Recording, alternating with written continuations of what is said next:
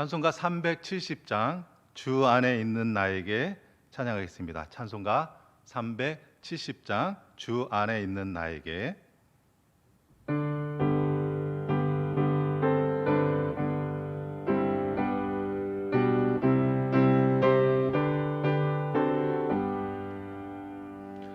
주 안에 있는 나에게 단 근심 있으랴.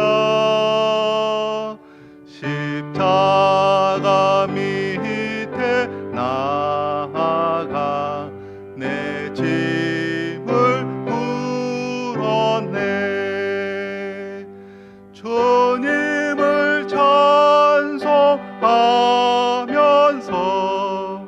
할렐루야 할렐루야.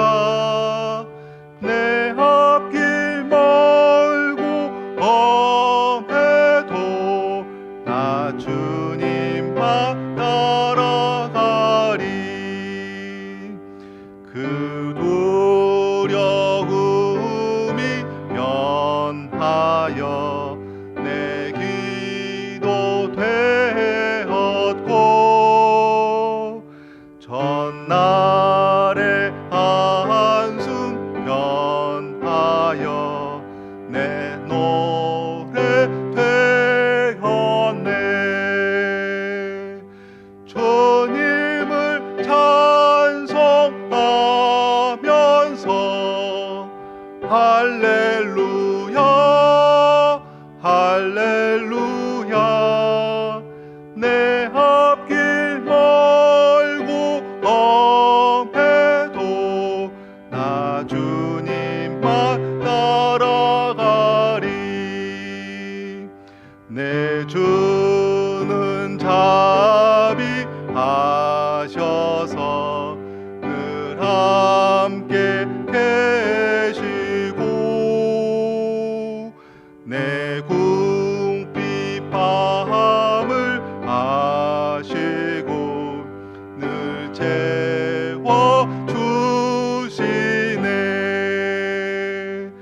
주님을 찬송하면서 할렐루야 할렐루야. 내 앞길 멀고 험해도 나 주님만 따라가리. 내 주와 맺은 언약은 영불변하시니 그 나라 가기까지는 늘 보호하시네. 주님을 찬송하면서 할렐루야 할렐루야.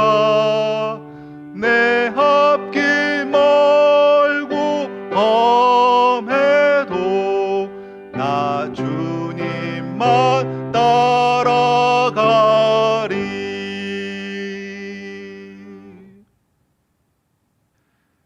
하나님의 말씀은 갈라디아서 5장 13절부터 16절의 말씀입니다.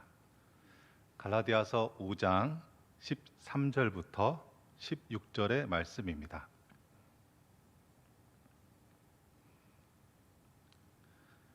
말씀을 함께 읽겠습니다. 형제들아, 너희가 자유를 위하여 부르심을 입었으나 그러나 그 자유로 육체의 기회를 삼지 말고 오직 사랑으로 서로 종노릇 하라. 온 율법은 내 이웃 사랑하기를 내 자신같이 하라 하신 한 말씀에서 이루어졌나니 만일 서로 물고 먹으면 피차 멸망할까 조심하라. 내가 이르노니 너희는 성령을 따라 행하라. 그리하면 육체의 욕심을 이루지 아니하리라. 아멘. 성경에서 말씀하고 있는 신앙인의 자유는 육체를 위한 자유가 아니라 오히려 사랑을 위한 자유이다, 이렇게 말씀하고 있습니다. 믿음 안에서 참 자유를 누리고 있는 사람들은 그 사람을 통하여 그리스도의 사랑이 어떻게 나타나고 있는지를 통해 알 수 있다라는 말씀이기도 합니다. 그러니까 믿음 안에 자유를 누린다면 그 자유는 나를 통하여 그리스도의 사랑이 어떻게 나타나고 있는가, 이것을 통해 알 수 있다는 말씀입니다. 바울은 사랑을 율법과 연결하고 다시 성령을 사랑과 연결해서 그리스도 안에서 누리는 참 자유가 무엇인지를 가르쳐 주고 있습니다. 오늘 본문은 바울이 강조하고 있는 세 가지 사항이 요약되어 있습니다. 첫째는 서로 사랑하는 것이 성령을 따라 사는 것이다. 성령의 도움 없이는 서로 사랑하는 것이 불가능하다라는 것입니다. 또한 둘째는 사랑은 육체와 서로 멸망시키는 것과는 정반대이다라는 사실입니다.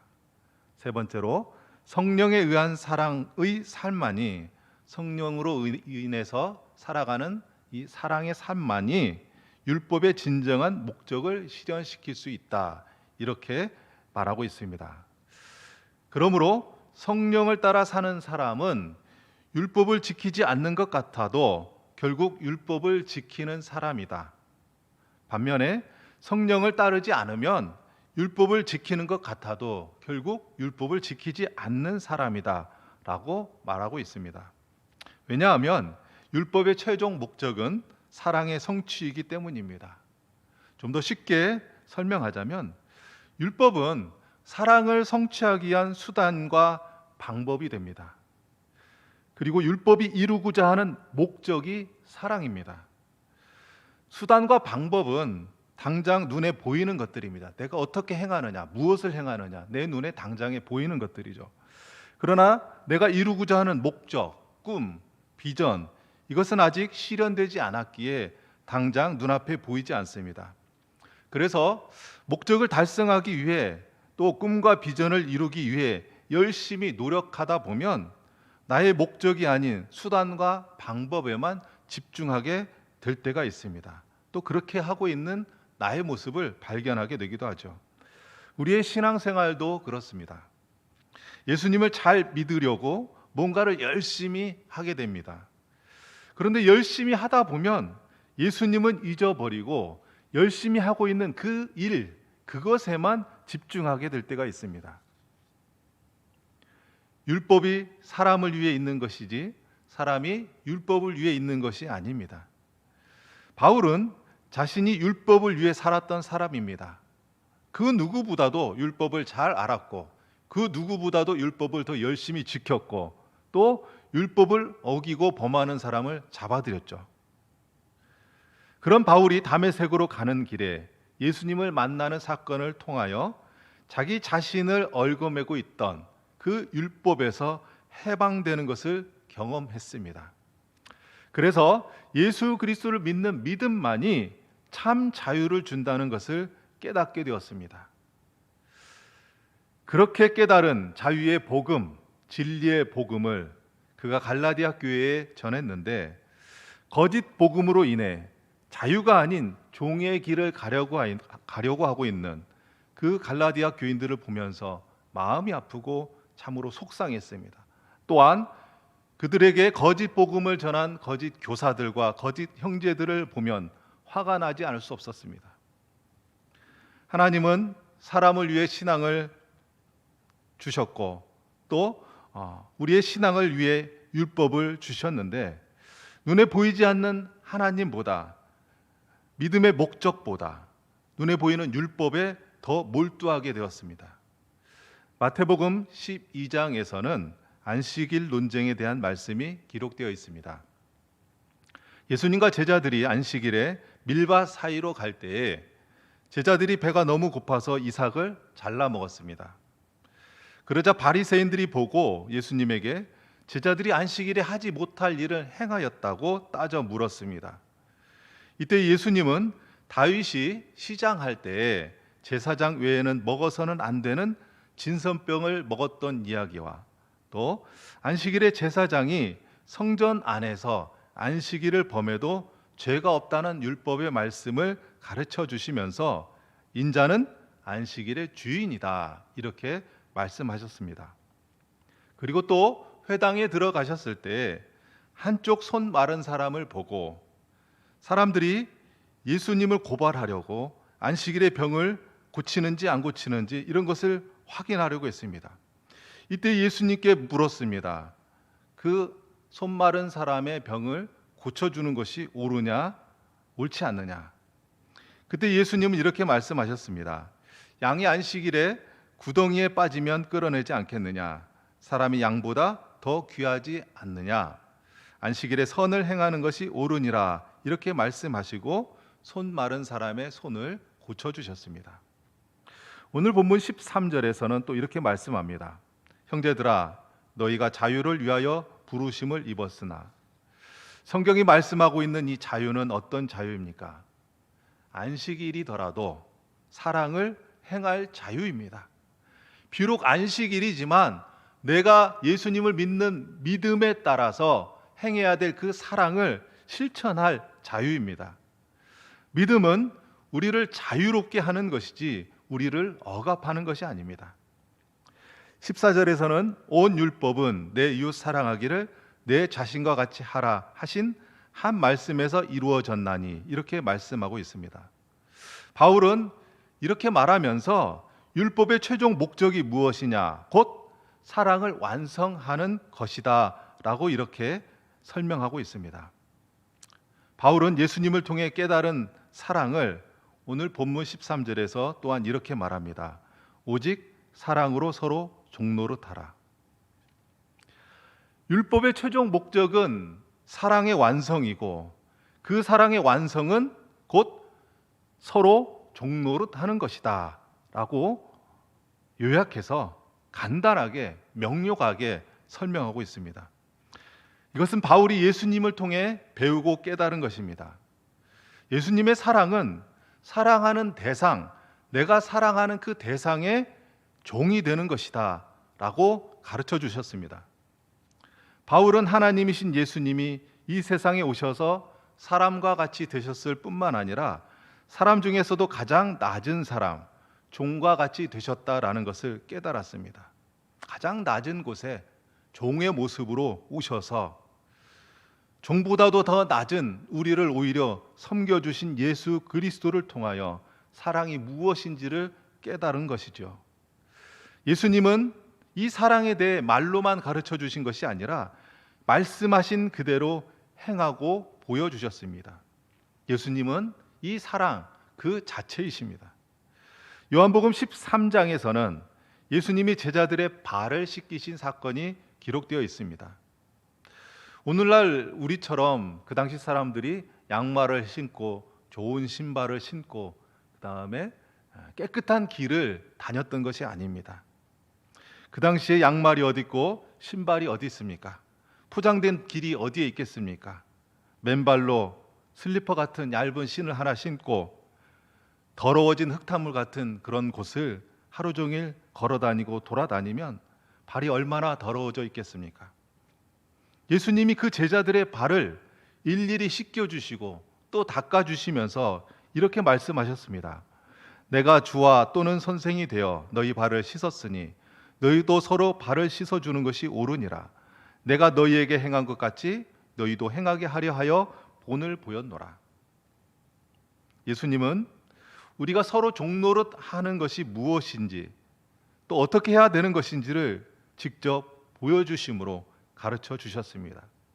바울은 이 예수님의 모습을 통해 사랑은 사람들끼리, 믿는 사람들끼리 서로가 서로에게 종이 되는 것, 종 노릇하는 것, 이것이 진짜 사랑이라는 것을 깨달았습니다. 이렇게 보면 복음은 참으로 역설적이기도 합니다. 예수 그리스도 안에서, 복음 안에서 참 자유를 말씀하시면서 종이 되라고 하십니다. 자유와는 정반대되는 종의 개념으로 오히려 그리스도 안에서의 참 자유를 설명하고 있습니다. 그것은 바로 사랑을 위한 것입니다. 그리고 믿음이 아니고서는 성령께서 알려주시지 않으면, 성령께서 이끌어주시지 않으면 결코 깨달을 수 없고 결코 행할 수 없는 진리입니다. 그래서 복음은 또한 신비입니다. 말로 쉽게 설명할 수 있는 것도 아니고 보여준다고 쉽게 깨달을 수 있는 것도 아닙니다.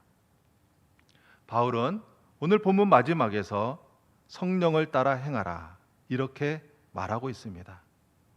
복음 안에서 참 자유를 누리고 종이 되는 것, 그렇게 그리스도의 사랑을 믿음 안에서 이루어가는 것, 완성하는 것, 이것은 결코 사람의 힘과 능력으로 내가 배우고 가지고 있는 지식으로 불가능하다는 것을 말하고 있습니다. 우리의 힘으로는 결코 이룰 수 없기 때문에 바울은 이것을 성령을 따라 행하라 이렇게 말합니다. 예수님은 복음을 위해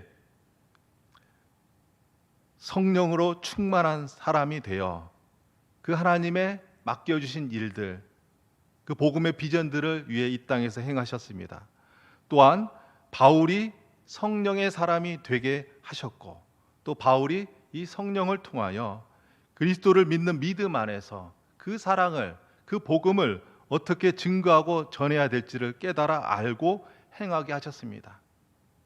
그리고 오늘 우리도 바울과 같이 성령의 사람이 되어 우리가 서로가 서로에게 종이 되어 종노릇하면서 그리스도의 사랑을 이루기를 원합니다. 우리 교회 안에서 뿐만 아닙니다. 우리는 우리의 삶의 자리, 가정에서, 사회에서 내가 있는 곳이 어디라면 내가 믿음의 사람답게 믿음 안에서 내가 만나는 사람들을 섬기는, 종노릇하는 그런 성도님들 다 되시기를 간절히 소망합니다. 기도하겠습니다. 사랑의 아버지 하나님, 복음이 우리를 자유하게 한 것을 알게 하시고 또 복음 안에서 참 자유를 누리게 하여 주시옵소서. 거짓 복음으로 인해서 율법의 종이 되려 했던 갈라디아 교인들의 모습 속에서 우리의 모습을 또 발견하게 됩니다. 주님은 우리를 죄로부터 자유케 하셨는데 우리가 다시 죄의 종이 되려고 하지는 않는지 우리 자신을 돌아보게 하여 주시옵소서. 또한 복음 안에서 참 자유는 서로가 서로에게 종이 되어 그리스도의 사랑을 이루는 것임을 깨닫게 하시고 예수님처럼 바울처럼 그렇게 사랑하는 사람이 되게 하여 주시옵소서. 오늘부터 추석 연휴가 시작됩니다. 우리 추석 연휴에 온 가족이 모였을 때 여기에서부터 그리스도의 사랑을 나타내게 하여 주시옵소서. 믿지 않는 가족들에게 종노릇하는 우리 믿음의 사람들 되게 하여 주시옵소서. 그리하여서 추석과 같은 명절에 온 가족이 모였을 때 그 자리가 주의 복음이, 주의 사랑이 전하여지고 나타나는 귀한 믿음의 자리 시간들이 되게 하여 주시옵소서. 가정마다 몸이 연약한 이들이 있습니다. 또 마음이 상한 이들도 있습니다. 믿음이 연약해진 자들도 있습니다. 하나님, 몸이 아픈 이들을 고쳐 주시옵소서. 힘들게 치료하고 있는 이 치료의 가정들, 긴 시간 동안 고통과 고난 가운데 있는 이들, 주님께서 찾아가 주셔서 먼저 그들을 위로하여 주시고 그들의 아픈 몸을 깨끗하게 고쳐 주시옵소서. 또한 마음이 상한 이들, 그 마음을 위로하여 주시고 마음에 그리스도의 참된 평안과 사랑을 허락하여 주시옵소서. 믿음이 연약하여진 성도, 믿음이 연약하여진 가정, 믿음의 반석 위에 다시금 굳건하게 세워 주시옵소서. 그래서 우리 가정마다 이 험난한 세상 살아갈 때 말씀 따라 복음 따라 살게 하여 주시고 또한 구원의 통로가 되는 우리 믿음의 가정들이 되게 하여 주시옵소서. 가정에 주신 귀한 자녀들, 하나님께서 주신 꿈과 비전을 찾고 그것을 위하여 열심히 노력하고 수고하고 공부하는 자녀들 되게 하여 주시옵소서.